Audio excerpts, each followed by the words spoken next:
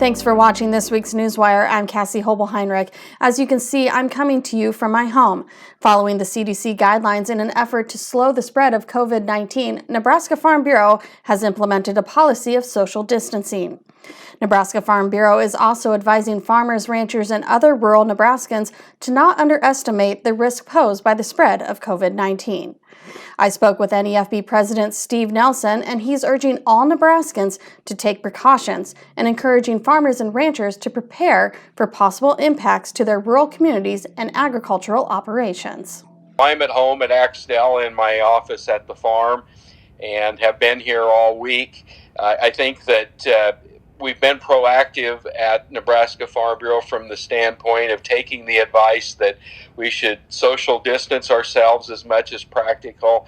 And certainly for the work of Nebraska Farm Bureau, that's possible to do that. But our main concern is to continue to serve members. It's really important, I think, when we consider the potential, at least, for a strain on our healthcare system, especially in rural areas, but probably really in the entire country, that we do the things that we can to make sure that we flatten the curve, as is what's being used to describe how this coronavirus could spread across the country. Here are some ways you can protect yourself and your family.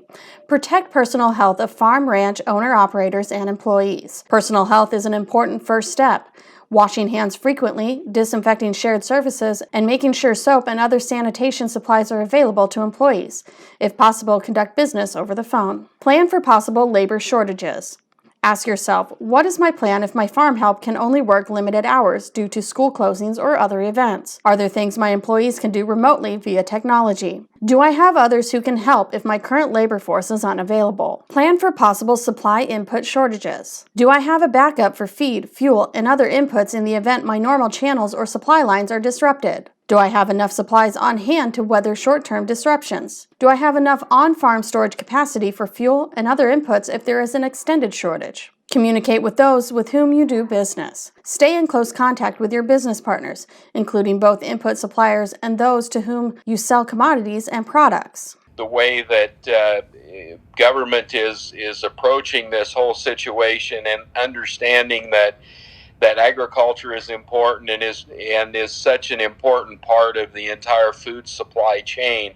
And so one of the reminders here, I think, is just to remember that again, and we know this as farmers and ranchers, that we're a significant piece of the food supply chain. It's where it begins, on farms and ranches, where we grow crops and plants and grow livestock, and it's really where a lot of the food supply comes from. So we need to be sure that we can meet the needs to do our part. If you experience or hear of disruptions in supply chains, alert Nebraska Farm Bureau immediately via email at information@nefb.org. If you hear of any disruptions, whether that's the ability to move your livestock to market, whether that's availability of supplies, anything that's causing a disruption, please let us know, because we want to make sure that we address those issues as quickly as we can to minimize their effect or their disruption.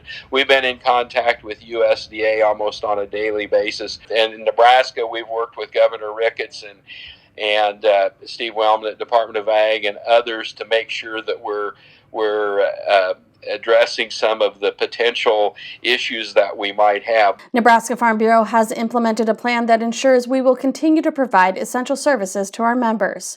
If you need to contact a member of the NEFB staff, please do so via email. You can find that information on our website in the staff directory under the About Us tab.